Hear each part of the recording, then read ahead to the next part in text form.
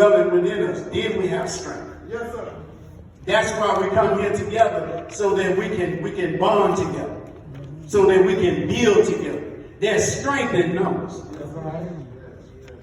I heard a little crazy saying. He said that the strength of the pack is the wolf, and the strength of the wolf is the pack.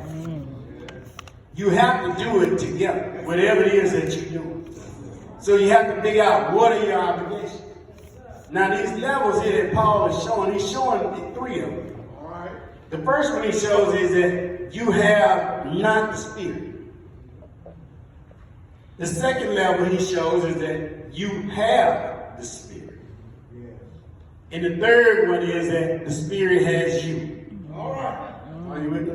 Yes, sir. So, if you have not the Spirit, then you basically just run around doing whatever it is that you want to do.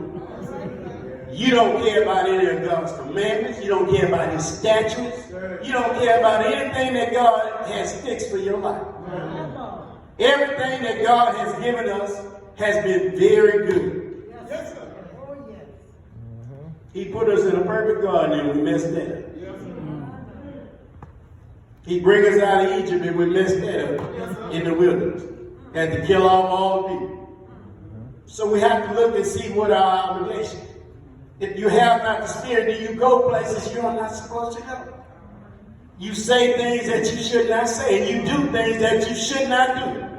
And you know better. And as believers, as Christians, if you know better, you need to do better. Do I have a witness in here? Hello, somebody. All right. Now, if you have the Spirit, you want to mind the things of God. Awesome. Then God is speaking to you through your conscience. Then He's letting you know, that's wrong, Brother Christ. You know you shouldn't have did that. Yes, wrong, see, you shouldn't have said that. You should have kept your mouth closed. You shouldn't have said nothing at all.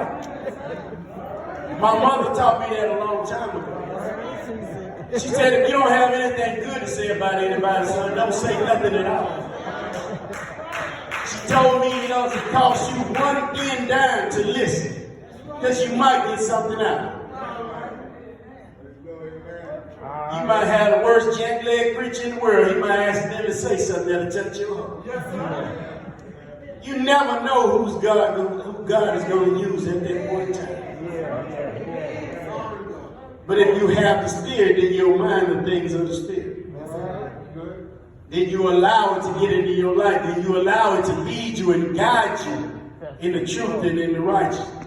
So when you do something wrong, you want to repent for it. You want to go to God. You want to get down on your knees. You want to give it up. Let God take the burden from you. He'll bear your burdens in the heat of the day. He's a heavy load sharer. He's a burden bearer. He doesn't mind. He said, casting all your care upon me, for I care for you. Bring it to the altar and leave it there. Don't pick it back up. You have the Spirit. And if the Spirit has you, if it's living on the inside of you, this comforter that Jesus left, this Holy Spirit, you won't do all those things. You won't say those things. You'll mind your tongue. You won't go where you used to go. You won't do what you used to do. And you won't say what you used to say. You won't act the way you used to act. You'll be changed, rearranged, reformed, and transformed. It will never be the same for you and me. Paul is not describing here 2 kinds of Christians. He's not describing one that's carnal and one that's spiritual. That's not what he's doing. What he's doing is he's showing a contrast. He's showing contrast between unsaved people and saved people. That's what he's doing. He's showing contrast. He gave 4 contrasts within these verses, and I want to show them to you. The first one is in the flesh and in the spirit. The second one is death and life. The third one is war with God and peace with God. Are you with me? And 4th is pleasing self and pleasing God. Now, the first level I'm dealing with is you have not the Spirit.